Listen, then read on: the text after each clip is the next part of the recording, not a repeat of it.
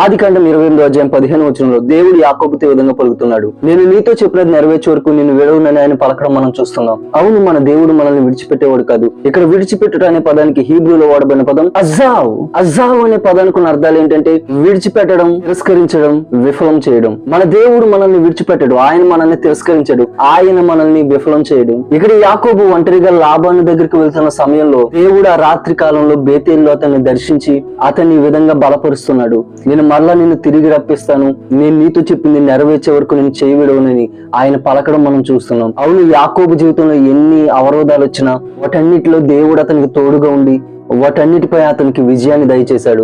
ఎంతమంది అతని మీద ఎన్ని పన్నాగాలు పడినా దేవుడు వాటి నుంచి అతన్ని తప్పించాడు. ఈ రోజు మన దేవుడు మనల్ని విడిచిపెట్టేవాడు కాదు.